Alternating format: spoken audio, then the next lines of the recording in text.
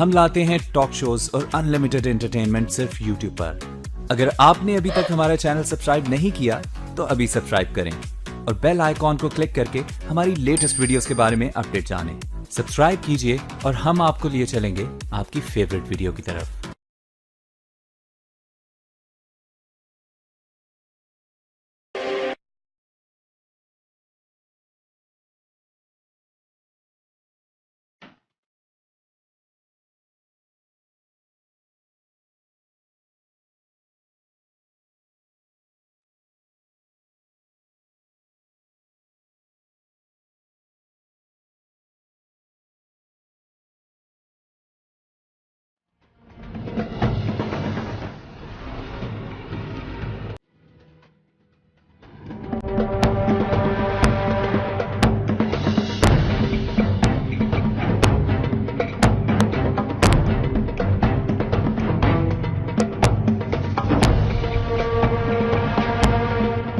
صلیبی جنگیں انسانی تاریخ کا ایک غیر معمولی واقعہ ہے۔ 200 سال تک جاری رہنے والے اس تصادم میں پوری دنیا حقیقی معنوں میں ایک عالمی جنگ میں گرفتار ہے۔ تہذیبوں کا ٹکراؤ بھی تھا، ادیان کا تصادم بھی تھا، قوموں کی آپس میں باہم دست و گریباں بھی تھے، اور ایک ایسی خونریز جنگیں ان 200 سال کے عرصے میں برپا ہوئی کہ اس سے پہلے انسانیت نے کبھی اتنا کشت و خون،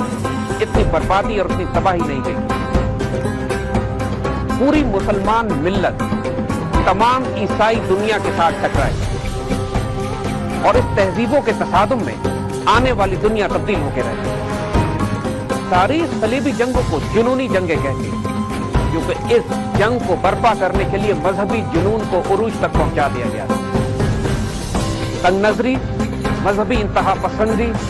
ریلیجس ایکسٹریمزم اور دہشت گردی کی جو تمام اصطلاحیں آج دنیا جانتی ہے، ان کے تمام سر مثالیں صلیبی جنگوں میں مغرب نے بھڑکا کر اپنی قوم کو استعمال کر مسلمانوں پر یلغار کرنے کے لیے استعمال کیا۔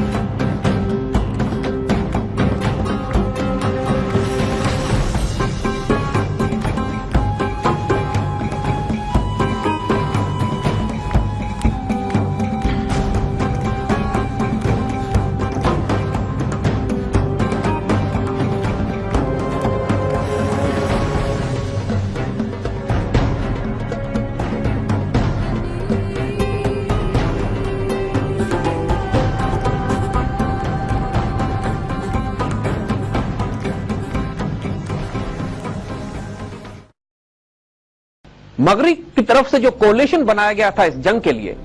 اس کولیشن کا ایک پارٹنر بازنطینی امپائر تھی۔ دیکھیے، بازنٹائن امپائر مسلمانوں سے پچھلے کئی 100 برس سے بری طرح مار کھاتی چلی آ رہی تھی، اور وہ اکیلے مسلمانوں کا مقابلہ کرنے کی تاب نہیں رکھتی تھی۔ سلطان الپ ارسلان نے بیٹل آف مینزیکرٹ میں بازنٹائن امپائر کو جو بری طرح شکست دی، اور بازنٹائن امپائر ایمپرر خود مسلمانوں کے ہاتھوں گرفتار ہو چکا تھا، اس کے بعد سے ان کی ذلت اور توہین کی کوئی حد نہیں تھی، اور وہ یہ خوف محسوس کر رہے تھے کہ مسلمان جو کہ اب قونیہ کو اپنا مرکز بنا چکے ہیں، آہستہ آہستہ استنبول کی طرف بڑھیں گے۔ قسطنطنیہ اگر مسلمان فتح کر لیتے تو بازنطینی سلطنت کی یہ موت تھی۔ اسی خوف سے مجبور ہو کر بازنطینیوں نے پوری عیسائی دنیا میں یہ واویلا شروع کیا کہ بازنطینی سلطنت کو خطرہ ہے، عیسائیت کو خطرہ ہے، اور عیسائی دنیا کو اکٹھا ہو کر ان کی حفاظت کے لیے جمع ہونا چاہیے۔ بازنطینی سلطنت کا صرف یہ مقصد تھا کہ عیسائی دنیا سے مدد لے کر مسلمانوں کو اپنے مشرقی صوبوں سے باہر نکالیں، ان تمام علاقوں پر جہاں پر سلجوق سلطانوں نے قبضہ کر لیا تھا، اور اپنی مشرقی سرحدوں کو محفوظ کریں۔ اس سے زیادہ کوئی اسٹریٹجک آبجیکٹو نہیں تھا بازنٹائن امپائر کا، لیکن بازنطینی ایمپرر کو اس بات کا اندازہ نہیں تھا کہ وہ جنگ جو یہ صرف اپنی مشرقی سرحدوں کی حفاظت کے لیے شروع کرے گا، یہ ایسی آگ بھڑکے گی جو اگلے 200 سال تک کم از کم 1.5 کروڑ انسانوں کا خون بہائے گی۔ مشرقی یورپ میں تو بازنٹائن ایمپرر کے اپنے مقاصد تھے،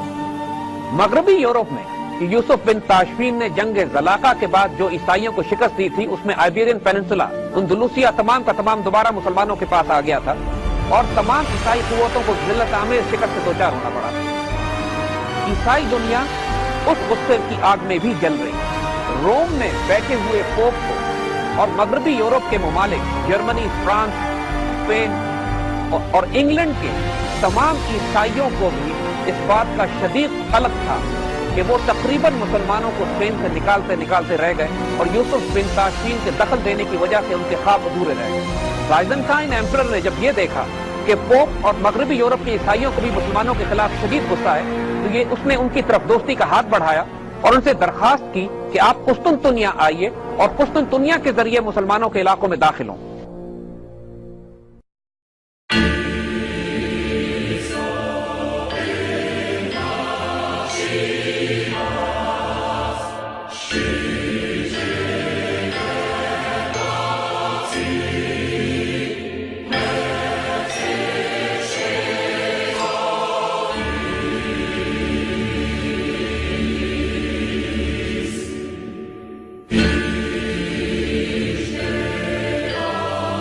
پوپ نے خاص طور پر اپنے پادریوں کو اور راہبوں کو پورے یورپ میں پھیلا دیا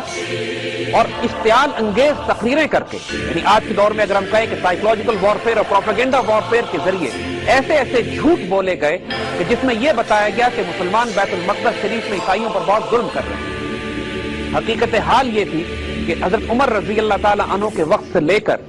اس دور تک جب یہ صلیبی جنگیں شروع ہونے والی تھی، ایک بھی عیسائی نہ اس کو قتل کیا گیا، نہ اس کے ساتھ ظلم کیا گیا، نہ اس کی جائیداد پر قبضہ کیا گیا، اور عیسائی اور یہودی کئی سو سال اتنے امن اور عافیت کے ساتھ مسلمانوں کے زیر سایہ رہے کہ کسی قسم کی کوئی اشتعال انگیزی، کوئی مذہبی فسادات، کوئی مثال نہیں ملتی، اور ٹالرنس اور کو ایگزسٹنس کی ایسی مثال جو اس سے پہلے انسانیت نے کبھی نہیں دیکھی تھی، مسلمانوں نے ان سالوں میں قائم کی تھی۔ پیٹر دی ہرمٹ نام کا ایک راہب پورے یورپ میں پھیل گیا اور جنونی تقریریں کرنے لگا جس میں مذہبی جنون، اشتعال انگیزی اور لوگوں کو بھڑکانے کے تمام اسباب موجود تھے۔ پورے یورپ میں آگ لگا دی گئی۔ یورپ کے بادشاہوں کی فوجیں تو بعد میں نکلتی، 50-60 ہزار کے قریب یورپین شہری اس راہب کے ساتھ ہو لیے اور قسطنطنیہ کی طرف روانہ ہوئے، اور مقصد یہ تھا ان کا کہ یہ چل کر مسلمانوں سے بیت المقدس شریف کو آزاد کرائیں گے۔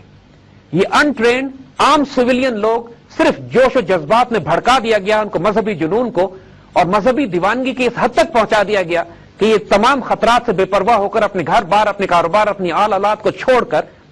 پیٹر دی ہرمٹ کی سربراہی میں قسطنطنیہ جا پہنچے۔ لیکن یہ بات ہمیں معلوم ہے کہ عیسائیوں کی طرح یہودیوں کے لیے بھی بیت المقدس شریف ایک انتہائی متبرک جگہ ہے۔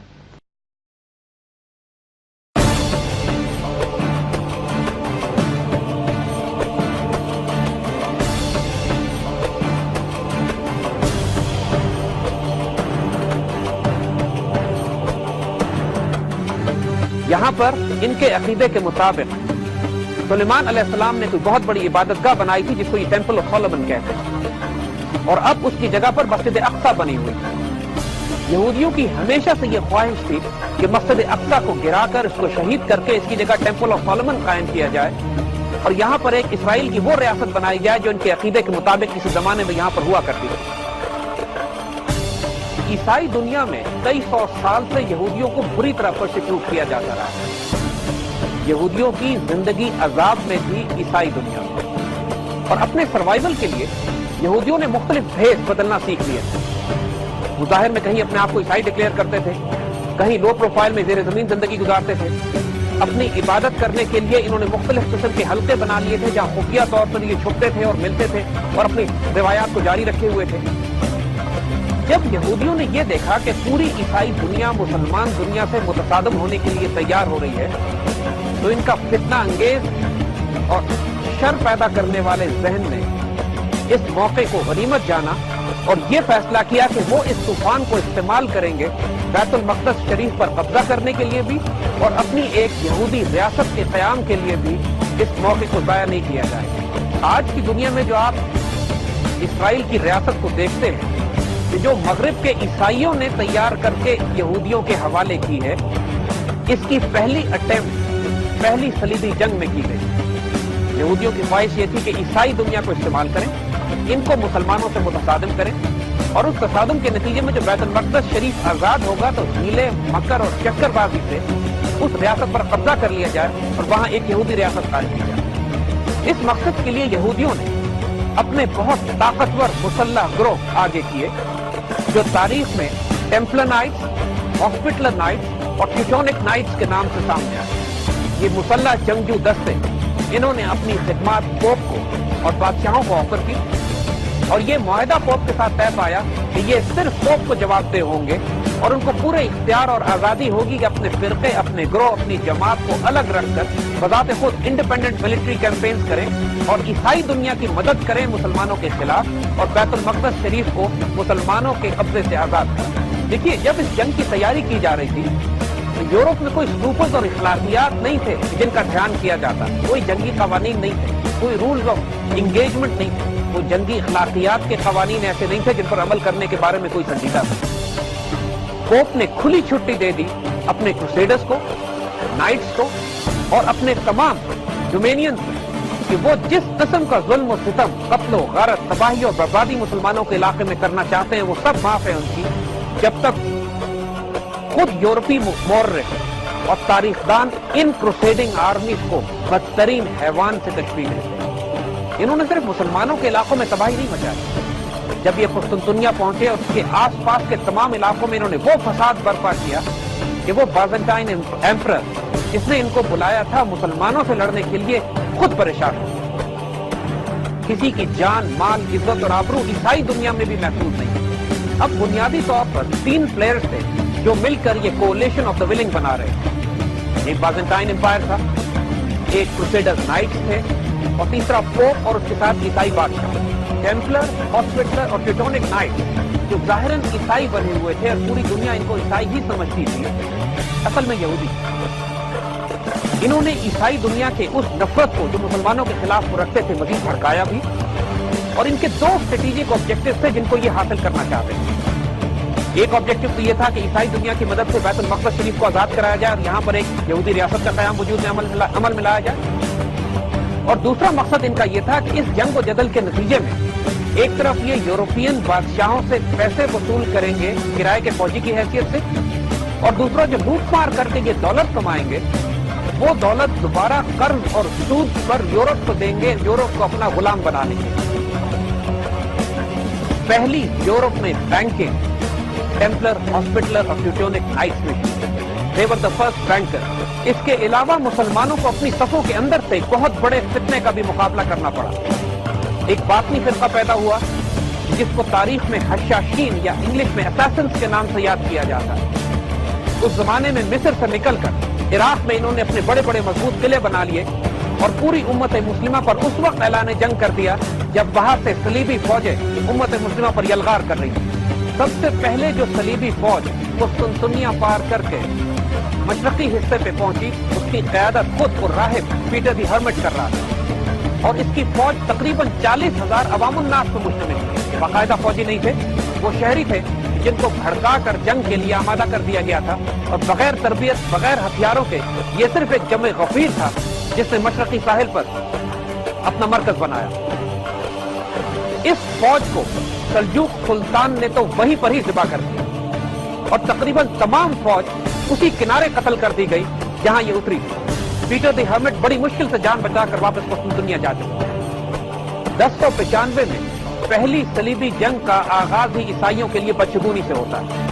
مسلمان سلجوق سلطان ان کے ہراول دستے کو بری طرح تباہ و برباد کرتے تھے، لیکن یہاں پر سلجوق سلطان سے ایک کوتاہی ہوتی ہے۔ وہ یہ سمجھے کہ انہوں نے اصل صلیبی فوج کو تباہ کر دیا ہے اور مزید پیچھے آنے والی نہ تو کوئی فوج ہے، یا اگر ہوگی بھی تو وہ اسی طرح کی ہوگی جس طرح کی فوج سے ان کو واسطہ پڑا تھا۔ ان کو یہ اندازہ نہیں ہوا کہ پیچھے باقاعدہ فوجیں آ رہی ہیں کہ جس کی قیادت یورپین بادشاہ خود کر رہے ہیں۔ مسلمانوں میں سیاسی قیادت کے کمزور ہونے اور کسی مضبوط جنگی قیادت کے نہ ہونے کی وجہ سے ابھی تک اس خطرے کا احساس ہی نہیں کیا گیا جو اب ایک بہت بڑی آندھی اور طوفان کی شکل میں پورے یورپ سے ہوتا ہوا قسطنطنیہ کے رستے بیت المقدس شریف کی طرف بڑھ رہا تھا۔ صلیبی فوجیں بہت بھاری تعداد میں قسطنطنیہ سے آج کے ترکی میں داخل ہوئی اور وہاں سے ہوتی بھی شام کے ساحل کے پاس سے سیدھا بیت المقدس پہنچی اور بیت المقدس پر قبضہ کر دیا۔ اس کے بعد جو کچھ بیت المقدس شریف میں ہوتا ہے وہ تاریخ کی اتنی دہشتناک داستان ہے کہ خود یورپی مورخ بھی اس کو بیان کرتے ہوئے شرمندہ ہو جاتے ہیں۔ 1,00,000 مسلمان ایک ہفتے میں بیت المقدس شریف کے اندر ذبح کیے گئے۔ صرف مسجد اقصی میں 10,000 سے زائد مسلمانوں کے ٹکڑے کیے گئے۔ جب پوپ کو اس فتح کی خبر دی گئی تو خط میں یہ لکھا گیا کہ مسلمانوں کا خون گھوڑوں کے گھٹنوں تک آیا ہوا ہے۔ مسجد عمر میں جہاں حضرت عمر رضی اللہ تعالیٰ عنہ نے پہلی نماز ادا کی تھی، وہاں پر مسلمانوں کی لاشوں کے ٹکڑوں کی وجہ سے اور جمے ہوئے خون کی وجہ سے طویل عرصے انسان داخل نہیں ہو سکے. مسلمان بچوں کو ٹانگوں سے پکڑ کر دیواروں پر مارا جاتا، عورتوں، بوڑھوں، بچوں کو بڑی بڑی عمارتوں کے برجوں سے نیچے پھینکا جاتا، آگ میں زندہ جلایا جاتا، اور دنیا جہان کا کوئی ایسا ظلم نہیں ہے جو عیسائیت کے نام پر ان کروسیڈرز نے بیت المقدس شریف میں نہ کیا ہو. بڑے بڑے مسلمانوں کے گروہوں کو گھروں میں بند کر کے آگ سے زندہ جلایا جاتا، اور ایسی خون ریزی کی گئی کہ انسانیت شرم سے ڈوب مری.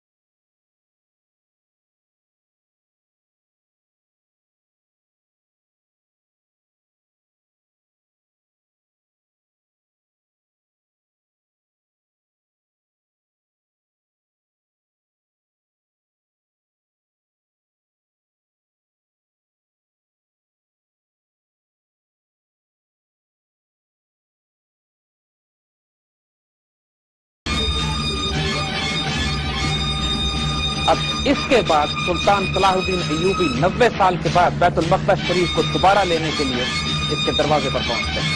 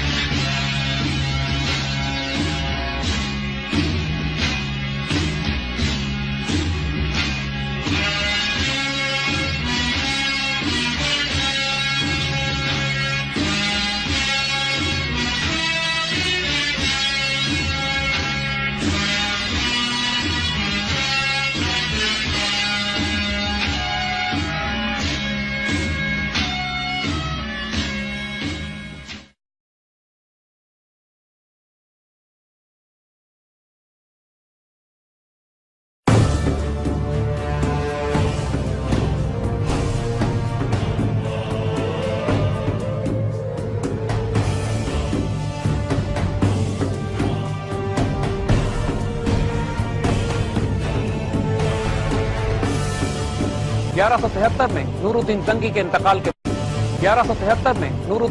इंतकाल के बाद सुल्तान सलाहुद्दीन अय्यूबी मुसलमानों के सरबराह और अमीर के तौर पर सामने आते हैं। इसी जांबाज मुजाहिद का ये खूबसूरत कौल है, फरमाते हैं कि मुझे नहीं मालूम कि इस्लाम तलवार से फैला है या इखलाक से, लेकिन मैं ये बात जानता हूं कि इस्लाम की हिफाजत के लिए तलवार की जरूरत पड़ती है, और इसमें कोई शुबा नहीं, इस मुजाहिद ने अपनी तलवार का हक अदा कर दिया।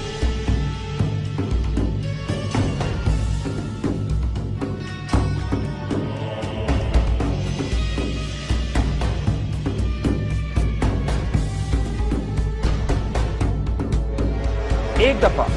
एक ईसाई सलीबी जनरल आर्नेट ने मुसलमानों के एक ऐसे काफिले को लूट लिया कि जो मुआहदा अमन के दौरान हज पर जा रहा था। जब तमाम काफिले वालों को उसने कब्ज़ गारत की, कैदी बनाया, तो एक कैदी ने उससे इल्तिजा की कि तुम्हारा मुसलमानों के साथ मुआहदा है, हमको ना छेड़ो। उस पर बड़ी गुस्ताखी और बेअदबी के साथ आर्नेट जवाब देता है, नाउज़ु बिल्लाह, अपने नबी से कहो कि आके तुम्हें बचाए। ये खबर जब सुल्तान सलाहुद्दीन अय्यूबी के पास पहुंचती है तो आप जलाल में आ जाते हैं और फैसला करते हैं कि जब आर्नेट इनके हाथ लगा, ये उसको अपने हाथ से कत्ल करेंगे। ये वाकया बुनियाद बनता है जंग हित्तीन के आगाज का। सुल्तान सलाहुद्दीन अय्यूबी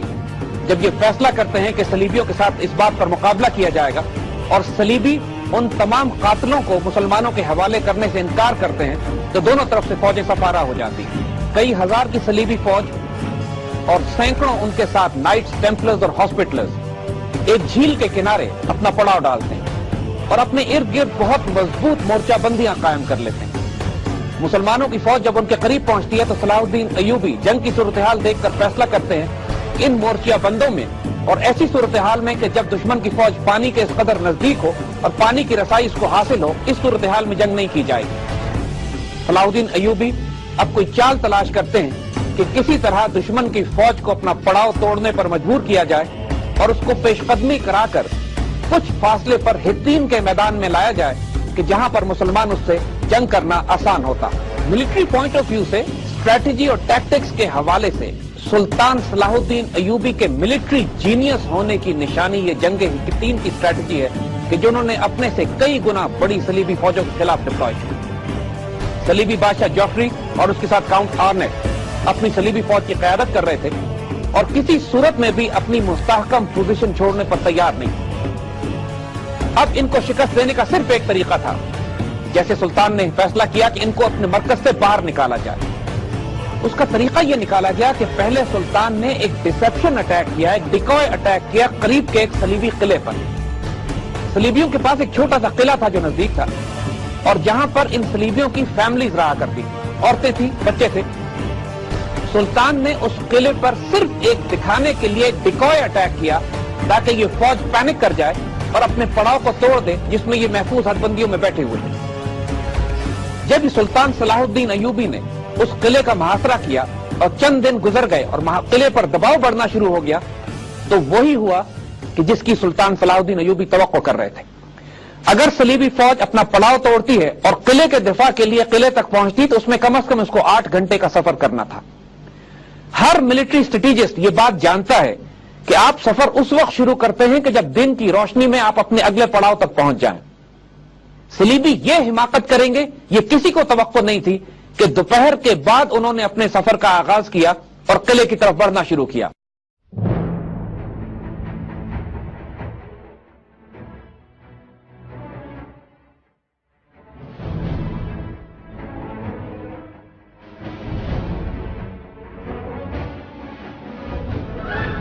रास्ते में मुसलमानों ने स्क्रीनिंग पोजीशंस लगाई हुई थी। जगह जगह मुसलमान कैवलरी इनको रोकती, उन पर हमले करती, इनको डिस्ट्रैक्ट करती और उनकी पेशकदमी को तोड़ती थी।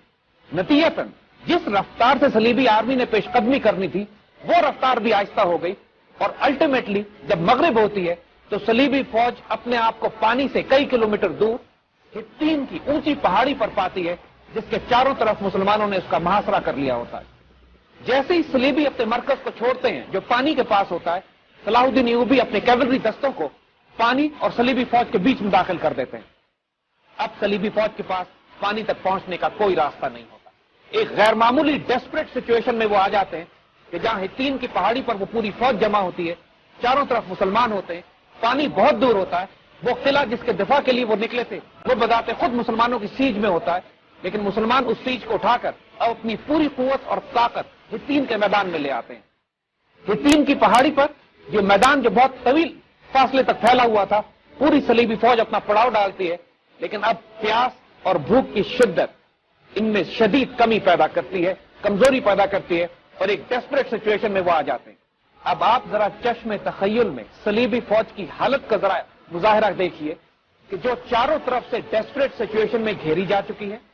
پانی سے دور ہے, مرکز سے دور ہے, اور اب وہ چاروں طرف سے جب وہ تابو توڑ حملے کر کے نکلنے کی کوشش کرتی ہے تو مسلمان کیولری اس کو روک کر واپس اسی پہاڑی پر بھیج دیتی ہے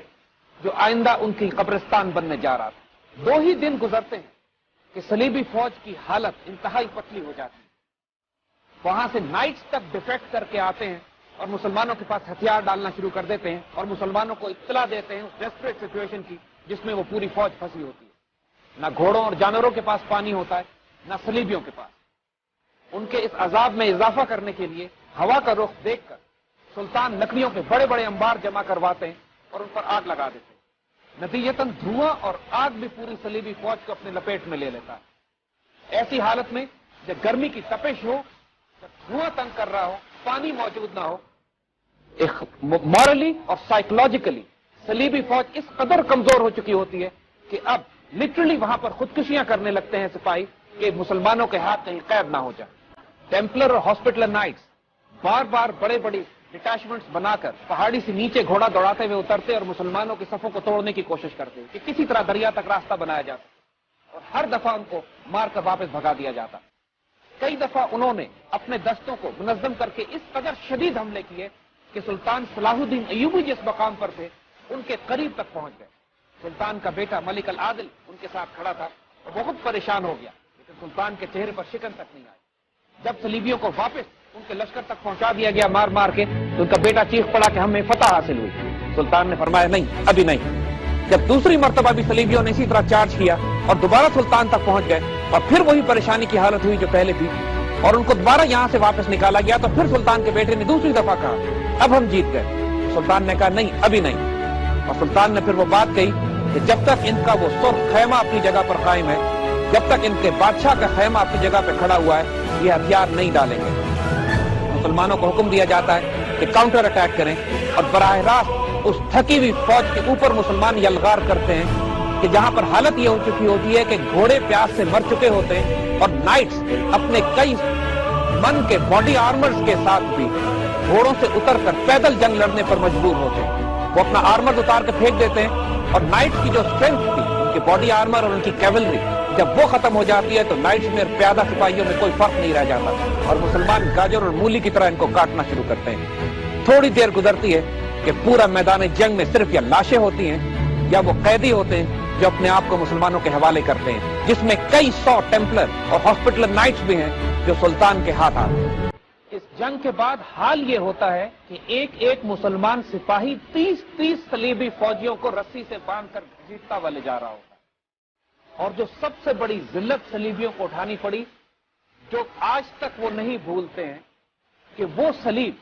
جس پر ان کا دعویٰ یہ تھا کہ عیسیٰ علیہ السلام کو سولی دی گئی تھی, وہ صلیب مسلمانوں کے ہاتھ آ جاتی ہے. جنگ ہتین کی فتح کے بعد تمام قیدی سلطان کے سامنے لائے جاتے ہیں. سلطان آرنیٹ کو اپنے ہاتھ سے قتل کرتے ہیں اور کنگ جیفری کو اپنا قیدی بنا لیتے ہیں. اب اس کے بعد سلطان صلاح الدین ایوبی 90 سال کے بعد بیت المقدس شریف کو دوبارہ لینے کے لیے اس کے دروازے پر پہنچتے ہیں. جب صلیبی یہ ارادہ کرتے ہیں کہ بیت المقدس شریف کا مقابلہ کیا جائے گا اس محاصرے کا, تو 6 دن تک محاصرہ جاری رہتا ہے,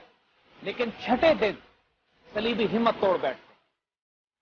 سلطان صلاح الدین ایوبی نے پہلے تو قسم کھائی کہ جب طاقت سے زور پہ بیت المقدس شریف کو فتح کریں گے تو صلیبیوں کے ساتھ وہی سلوک کریں گے کہ جو انہوں نے 90 سال پہلے مسلمانوں کے ساتھ کیا تھا. یہ ایک جلال کا فیصلہ تو تھا اس مجاہد کا, لیکن پھر انہوں نے اپنے جلال پر قابو پایا اور عام معافی کا اعلان کیا اس وقت کہ جب صلیبیوں نے ان سے امن کی شرائط کے لیے درخواست کی. اس سے پہلے صلیبیوں کے دماغ میں یہ بھی خناس سمایا تھا کہ بیت المقدس شریف مسلمانوں کے حوالے کرنے سے پہلے مسجد اقصی کو شہید کر دیا جائے اور گنبد صخرہ کو بھی تباہ کر دیا جائے، وہ مقام کے جہاں سے حضور صلی اللہ علیہ وسلم واقع معراج سے تشریف لے گئے۔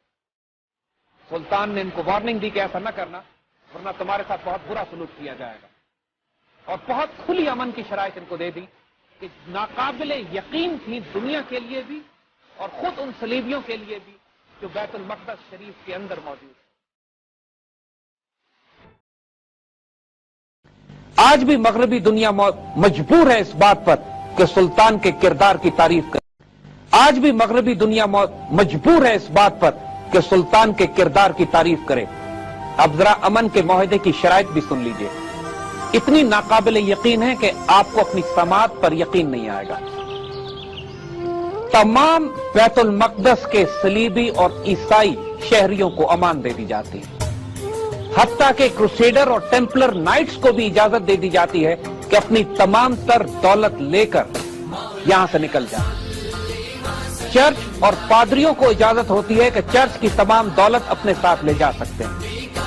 ایک ایک عورت، مرد، بچے، بوڑھے کو صرف ایک معمولی سا فدیہ ادا کر کے رہائی کی اجازت دے دی جاتی ہے۔ اور نہ صرف یہ کہ بلکہ ان تمام خاندانوں کی حفاظت کے لیے سمندر تک جہاں پر عیسائی قلعے ایک آدھ ابھی بھی موجود تھے انطاکیہ کا، ان قلعوں تک مسلمان فوج بحفاظت پہنچاتی ہے۔ اور ذرا اور سنیے، 10,000 لوگ ایسے ہوتے ہیں کہ جو اپنا فدیہ ادا کرنے کے قابل نہیں ہوتے، ان کا فدیہ سلطان اپنی جیب سے ادا کرتے ہیں۔ کئی 100 عورتیں روتی پیٹتی سلطان کے پاس آتی ہیں کہ ہمیں آپ نے نکلنے کی اجازت دے دی ہے، بچے ہمارے ساتھ ہیں، لیکن ہمارے مرد جنگی قیدی ہیں آپ کے پاس، جو حطین کی لڑائی میں اور آس پاس کی لڑائیوں میں آپ کے پاس قید ہو گئے، ہم ان کے بغیر تباہ و برباد ہو جائیں گے، ہم پر رحم کیجئے، ہمارے مرد ہمیں واپس کر دیجئے۔ ان کی آہوزاری اور بے بسی کو دیکھ کر سلطان رونے لگتے ہیں، اور پوری فوج سے ان تمام مردوں کو بلایا جاتا ہے جو مسلمانوں کی قید میں ہوتے ہیں، اور عزت کے ساتھ خرچ دے کر اپنے بچوں کے ساتھ رخصت کر دیا جاتا ہے ان علاقوں میں جہاں عیسائی آباد ہوتے ہیں۔ سلطان کے بھائی نے بھی اسی طرح کئی ہزار قیدیوں کا فدیہ بھی ادا کیا، یا کئی ہزار تو ایسے تھے، تقریباً 40,000 کے قریب، جو بغیر فدیہ ہی کے ادا کر دیے گئے۔ کیا دنیا کی تاریخ کوئی مثال پیش کر سکتی ہے اس کرم کا جو ایک فاتح، ایک مفتوح پر کرتا ہو؟ اس وقت جبکہ 90 سال پہلے 1 لاکھ مسلمانوں کو اسی شہر میں ذبح کیا گیا تھا، وہ تمام عیسائی جو بیت المقدس شریف سے نکل کر عیسائی علاقوں کی طرف گئے، وہ انطاکیہ اور ٹریپولی کے قلعے کے پاس پہنچے۔ پھر تاریخ نے یہ بھی دیکھا اور مغربی مورخوں نے اس کو نوٹ کیا ہے کہ ان دونوں عیسائی قلعوں نے اپنے ہی عیسائی مہاجرین پر دروازے بند کر لیے اور ان کو قلعوں سے باہر چھوڑ دیا، حتیٰ کہ ان کو لوٹ بھی لیا۔ لوگوں نے، ان مہاجرین نے جو بیت المقدس شریف سے نکل کر پناہ کے لیے اس طرف گئے تھے،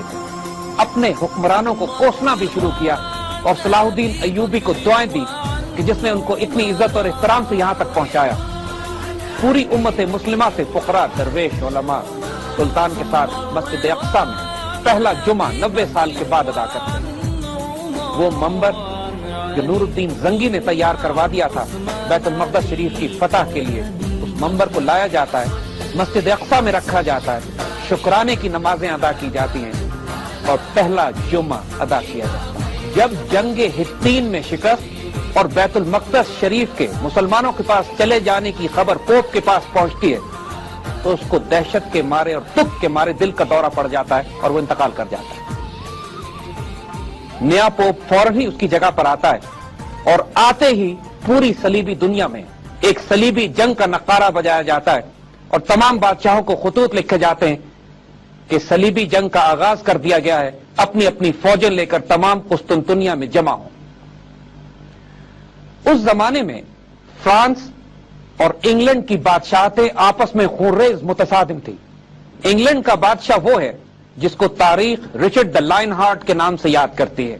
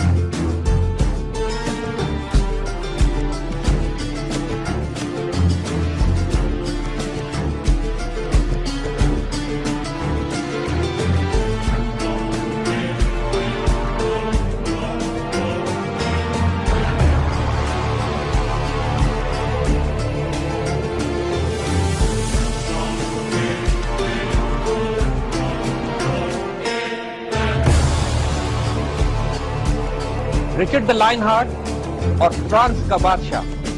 बाहम मुतसादिम तो थे, मगर पोप के हुक्म के सामने मजबूर हुए और अपनी अपनी फौजों को लेकर ये भी कुस्तुनतुनिया की तरफ रवाना हुए, बट नॉट एज एलाइज, दोस्तों की हैसियत से नहीं, आपस में इनके शदीद इख्तलाफात कायम रहे। तीसरी तरफ जर्मनी का बादशाह फ्रेडरिक बारबरूसा, उसके चूंकि सुर्ख रंग के बाल थे तो इटालियंस इसको बारबरूसा कहा करते थे। ये तकरीबन अपनी 1.5 लाख की फौज को खुद साथ लेकर कुस्तुनतुनिया पहुंचता है और कुस्तुनतुनिया में पहली मर्तबा रोमन और ग्रीक शहनशाह एक दूसरे के आमने सामने आते हैं मुसलमानों के खिलाफ जंग करने के लिए। सुल्तान सलाहुद्दीन अयूबी को जब ये इत्तला पहुंचती है तो आप बहुत मुतफक्किर होते हैं, क्योंकि ये इत्तलाएं भी गर्दिश कर रही थी कि फ्रेडरिक बारबरूसा तकरीबन 10 लाख की फौज जमा कर रहा है और इतनी भारी फौज के साथ कि पहले कोनिया पे हमला करेगा जो सल्जूक सुल्तानों का मरकज था, और फिर वहां से आकर बैतुल मक़दस शरीफ को लेगा। सुल्तान सलाहुद्दीन ने अल्लाह ताला से दरखास्त की कि यहाँ पे ताईद गैबी की जरूरत है कि दुश्मन के 3 बड़े बड़े शहनशाह पूरे यूरोप की फौजों को लेकर, जिनकी मजमूई तादाद कोई 10 लाख से ज्यादा बन रही थी, अब मुसलमानों पर हमला आवर हो रहे थे। तीसरी सलीबी जंग का आगाज हो जाता है। जर्मन फौज जब अनातोलिया में दाखिल होती है तो सल्जूक उनका रास्ता रोकने की सरतोड़ कोशिश करते हैं, मगर जर्मन फौज की इतनी भारी तादाद होती है कि सल्जूकियों को पीछे हटना पड़ता है और पहली खूनरेज लड़ाई कोनिया के मकाम पर होती है। मगर इसके बाद अल्लाह ताला की तरफ से ताईद गैबी आती है और जर्मन शहनशाह हादसाती तौर पर दरिया में डूबकर हलाक हो जाता है। इसकी मौत मुसलमानों के लिए इतनी बड़ी ताईद इलाही थी कि सुल्तान इस पर अल्लाह का शुक्र अदा करते हैं और फौरन ही जर्मन फौज का मोराल भी टूट जाता है और जर्मन फौज बिखर जाती है। इसके बाद इस मकाम से आगे जर्मन फौज बढ़ने से इनकार कर देती है और कई लाख की फौज टुकड़ियों में कटती हुई मुसलमानों से झड़पें करती हुई वापस कुस्तुनतुनिया की तरफ रवाना हो जाती है। और जब उस शहनशाह का बेटा भी एक झड़प में मारा जाता है तो अब क़यादत के फुकदान की वजह से तमाम की तमाम जर्मन फौज रास्ते ही से लौट गई और इस फितने का मुसलमानों को मुकाबला नहीं करना पड़ा। अब इस सलीबी जंग की क़यादत फ्रेंच और ब्रिटिश फोर्सेस के पास आ जाती है और रिचर्ड द लायन हार्ट फ्रांसीसी बादशाह के पास किश्तियों में सवार होकर अकरा के महाज पर, अकरा के किले के पास लैंड करते हैं और अपना मरकज बना लेते हैं। अकरा का किला मुसलमानों के पास था, इसके कुछ अतराफ में समुंदर और बाकी तमाम अतराफ में खुश्की थी और खुश्की के तमाम रास्तों और इलाके पर सलीबी फौज बहुत भारी तादाद में आकर खैमाजन भी होती है और मोर्चाजन। सुल्तान सलाहुद्दीन अयूबी को जब ये मालूम होता है कि अकरा का मुहासरा कर लिया गया है तो अपनी फौज को लेकर पहुंचते हैं, लेकिन ये फौज इस काबिल नहीं होती मुसलमानों की कि मुसलमान हमला कर कर सलीबियों के लश्कर को उखाड़ सके। कई महीने ये मुहासरा कायम रहता है। सलीबियों की शराइत ये होती है कि मुसलमान अकरा का किला इनके हवाले करें, वो सलीब जो मुसलमानों ने हित्तीन में हासिल कर ली थी वो सलीब इनको वापस की जाए और बहुत भारी तादाद में मुसलमान इसको फिदिया, वो सलीब जो मुसलमानों ने हित्तीन में हासिल कर ली थी वो सलीब इनको वापस की जाए और बहुत भारी तादाद में मुसलमान इसको फिदिया अदा करें। सुल्तान सलाहुद्दीन अयूबी बहुत मुश्किल से अकरा के किले से राब्ता भी रखते हैं। कई माह के मुहासरे के बाद अकरा के किले के अंदर मुसलमानों की हालत बहुत पतली हो जाती है। खुराक और वसाइल की कमी के बायस फाकाकशी तक नौबत होती है और अब किले के मुहाफिजीन इस काबिल नहीं होते कि मुसलमानों के किले का दिफा किया जा सके। इलाके अमन की शराइत तय की जाती है और रिचर्ड द लायन हार्ट, जिसको पूरा यूरोप अपना अजीम तरीन शहनशाह और अपने इखलाक और किरदार का नमूना बताता है, मुसलमान उससे अमन का माहिदा करके कई हजार औरतें, बच्चे और मर्द अपने आप को सलीबियों के हवाले कर देते हैं। अंग्रेज बादशाह रिचर्ड बहुत ज्यादा जल्दी मुतालबा करता है मुसलमानों से कोई भारी रकम भी अदा की जाए, वो सलीब दिलाकर इसको दी जाए। वो रकम इतनी जल्दी ना उसका इंतजाम किया जा सका और ना वो सलीब अकरा के मुसलमानों के पास थी। और फिर तारीख ने वो मंजर देखा कि जो बैतुल मक़दस की पहली सलीबी फतह के मौके पर दोहराया जाता है। रिचर्ड द लायन हार्ट ने तमाम मुसलमान कैदियों, औरतों और बच्चों को किले से बाहर निकाला और मुसलमान फौज और सलाहुद्दीन अयूबी के सामने खड़ा करके एक एक करके ज़िबा कर मुसलमानों में गैज़ और जलाल से ख्याल फैल जाता है और सुल्तान पूरी तरह हमला करने का हुक्म देते हैं सलीबी फौज पर। घमसान लड़ाई होती है, लेकिन सलीबियों का लश्कर इतना होता है कि मुसलमान किसी एक रेफ्यूजी को भी, किसी एक हॉस्टेज को भी बचा नहीं पाते। तमाम मुसलमान جو اقرا کے قلعے سے نکل کر جنہوں نے اپنے آپ کو صلیبیوں کے حوالے کیا تھا، رچرڈ دا لائن ہارٹ کے حکم پر ذبح ہو جاتے ہیں۔ خود عیسائی مورخ بھی رچرڈ دا لائن ہارٹ کی زندگی کا تاریخ ترین دن اس موقع کو کہتے ہیں جب اس نے نہتے عورتیں اور بچوں کو پناہ دینے کے بعد ذبح کر دیا۔ اقرا کی فتح کے بعد صلیبیوں میں آپس میں بھی پھوٹ پڑ جاتی ہے۔ فرانس کا بادشاہ ناراض ہو کے واپس چلا جاتا ہے اور اب اس پوری صلیبی مہم کی ذمہ داری رچرڈ دا لائن ہارٹ پر آ جاتی ہے۔ اقرا کی فتح کے کئی سال بعد تک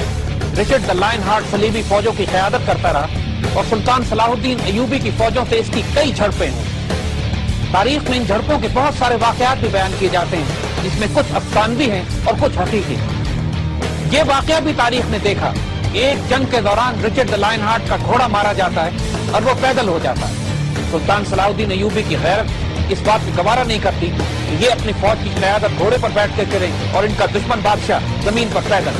آپ جنگ رکواتے ہیں، اپنے بہترین گھوڑے کو بلاتے ہیں اور اس کو رچرڈ دا لائن ہارٹ کے پاس روانہ کیا جاتا ہے اور رچرڈ سے کہتے ہیں کہ اس پہ سوار ہو کے اپنی فوجوں کی قیادت کرو، میں اپنے دشمن کو ایسے نہیں مارنا چاہتا کہ میں گھوڑے پہ ہوں اور وہ پیدل ہوں۔ ایک موقع پر رچرڈ بیمار ہو جاتا ہے اور اس کے علاج کا کوئی راستہ نہیں ملتا تو سلطان صلاح الدین ایوبی اپنا طبیب خاص بھیجتے ہیں عیسائی لشکر میں، جو جا کے رچرڈ کا علاج کرتا ہے اور ساتھ اس کو پھلوں اور برف کا تحفہ بھیجوایا جاتا ہے تاکہ وہ جلدی صحت یاب ہو اور سلطان کے مقابلے پر آئے۔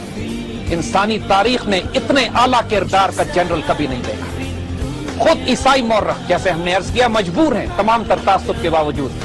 کہ سلطان صلاح الدین ایوبی کی شان میں قصیدے لکھیں۔ کئی سال یہ جنگیں چلتی ہیں لیکن اللہ کے فضل سے نہ یہ صلیبی بیت المقدس شریف کے قریب پہنچ سکتے ہیں، نہ رچرڈ دا لائن ہارٹ اپنی تمام صلیبی فوجوں کے ساتھ سلطان کو کسی ایک محاذ پر شکست دیتا ہے۔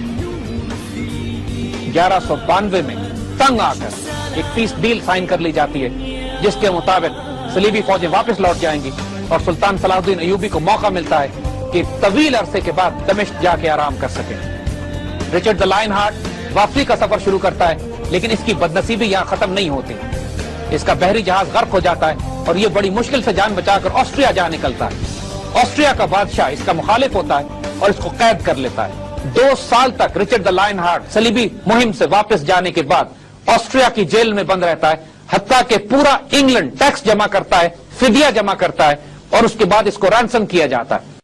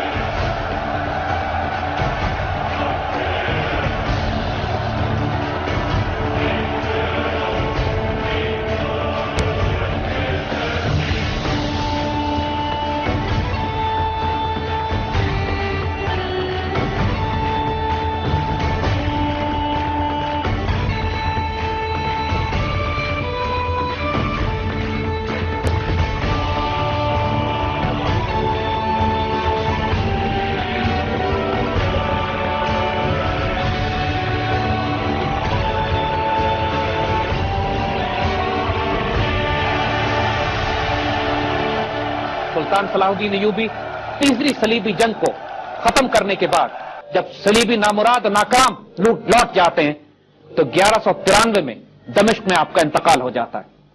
آپ کے انتقال کے وقت آپ کے پاس صرف چند درہم نکلتے ہیں اور کفن کے پیسے بھی نہیں ہوتے۔ آپ کے دوست چندہ کر کے پیسے جمع کرتے ہیں اور سلطان صلاح الدین ایوبی فاتح بیت المقدس سلطان مصر و شام کے لیے کفن کا انتظام کیا جاتا ہے۔ سلطان کا گھوڑا اور جھنڈا بغداد روانہ کیا جاتا ہے اور پوری امت مسلمہ میں صف ماتم بچ جاتی ہے۔ کہنے والوں نے تو یہ تک کہہ دیا کہ خلفائے راشدین کے بعد اس سے زیادہ کڑا وقت امت مسلمہ پر کبھی نہیں آیا جب سلطان اس دنیا سے رخصت ہوئے۔ اس صلیبی جنگ کے بعد صلیبیوں نے 5 اور صلیبی جنگیں آنے والی دہائیوں میں روانہ کی، لیکن تمام کی تمام اس بری طرح شکست سے دوچار ہوئی کہ ان کا ذکر بھی ضروری نہیں ہے۔ چوتھی صلیبی جنگ میں تو حال یہ ہوا کہ صلیبی قسطنطنیہ ہی میں الجھ گئے اور مسلمانوں کے علاقے فتح کرنے کے بجائے قسطنطنیہ کو فتح کر لیا۔ اس کے بعد بچوں کی بھی ایک صلیبی فوج نکلی جنہوں نے یہ خیال کیا کہ چونکہ ان کے بڑے ناکام ہو رہے ہیں بدکرداری اور بری اخلاق کی وجہ سے، تو معصوموں کی فوج جائے گی جو بیت المقدس کو فتح کرے گی۔ ان میں سے کوئی بچہ یورپ سے بھی پار نہیں کر سکا اور تمام کے تمام وہی تباہ کر دیے گئے۔ ان تمام صورتحال کے بعد تقریباً کئی 100 سال تک الحمدللہ بیت المقدس شریف مسلمانوں کے پاس رہا۔ 1917 میں ایک آزمائش کی گھڑی آئی کہ جب بیت المقدس شریف خلافت عثمانیہ کے زوال کے بعد انگریزوں کے پاس گیا، اور اس موقع پر فرانسیسی فوج کے جنرل دمشق جا کے سلطان صلاح الدین ایوبی کی قبر پر کھڑے ہو کے اعلان کرتے ہیں کہ صلاح الدین ہم آ گئے، ہمیں روک کے دکھاؤ۔ جو ذلت ان کو سلطان کے ہاتھوں اٹھانی پڑی تھی، اس کی ہیوملیشن اور شرم یہ ابھی تک اپنے دلوں میں محسوس کرتے ہیں۔ آج بیت المقدس شریف یہودیوں کے پاس ہے اور اپنے ایک اور صلاح الدین ایوبی کا منتظر۔ آپ سے درخواست ہے کہ اس سلطان کے لیے رحمت اور برکتوں کی دعا کیجیے اور اللہ سے دعا کیجیے کہ امت مسلمہ کی عزت اور آبرو کی حفاظت کے لیے سلطان صلاح الدین ایوبی ثانی کو دوبارہ بھیجے۔ آج بھی جب بیت المقدس شریف اپنے کسی صلاح الدین کے منتظر ہے تو فلسطینی بچے اسرائیلیوں کی آنکھوں میں آنکھیں ڈال کر اپنا یہ ترانہ پڑھتے ہیں کہ نحنو ابناء المسلمین کلنا صلاح الدین، ہم مسلمانوں کے بیٹے ہیں، ہم میں ہر شخص صلاح الدین ایوبی ہے۔